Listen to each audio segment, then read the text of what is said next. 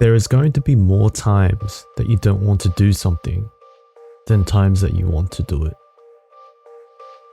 Now, I have been trying to live by this ethos for a while now, and I must say that it is an extremely beneficial yet powerful way to really help people move forward bit by bit. And it is exhilarating in a sense. And how this seemingly relates to the ideas that are perpetuated in Berserk is that there is a focus, and there is a focus on discomfort and struggle that emanates and radiates throughout the entirety of the manga. And if we witness Guts struggling through his journey, the initial reaction anyone really would have is one that is filled with pity and sorrow for the character. And this is a really normal thing. It is normal for us to separate ourselves from characters that we observe, that we believe are out of the norm, out of the general public, and out of comfort. But yet, we admire these characters too. So then this begs a question. Why is it that we admire people that are so unusually different? And the answer is fear. We all have a version of ourselves within us that has potential for significant growth and development. And we all know how we can surface that motherfucker.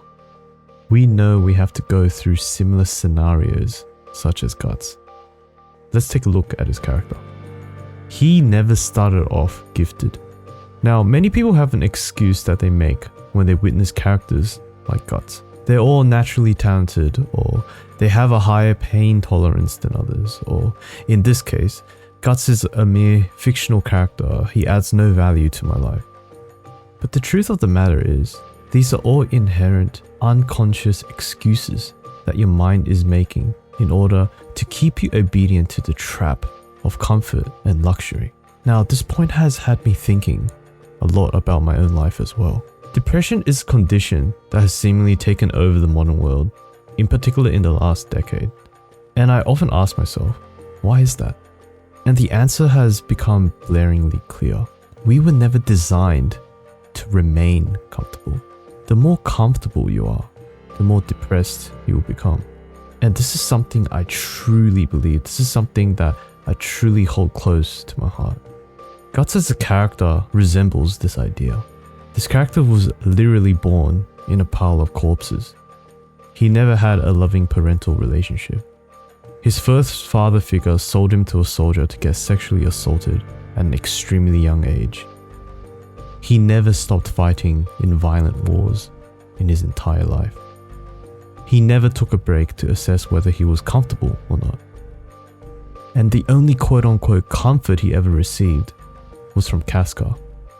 And even she was brutally taken away from him in the form of Griffith's rape during the eclipse.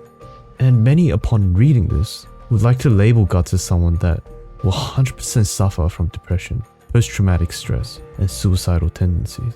And maybe he does. But here's where it becomes important. He never stopped fighting. He always had a reason to continue on. And that is what drives him. He does not have the luxury to stop and think about how he feels and how miserable he is as a human being. And another point on top of this. So I was talking to a friend about this recently, this idea of depression. And he also suffers from depression quite deeply, but he is also actively trying to work himself out of it. And he said something that really deeply resonated with me. He said that depression is merely a symptom of being alive as a human. Our lives are a battle, and depression is an enemy. Fear is an enemy. Guilt, hate, anger. These are all enemies that have become so internalized that they have manifested into forms of depression that have trapped us in a constant loop of comfort and conformity.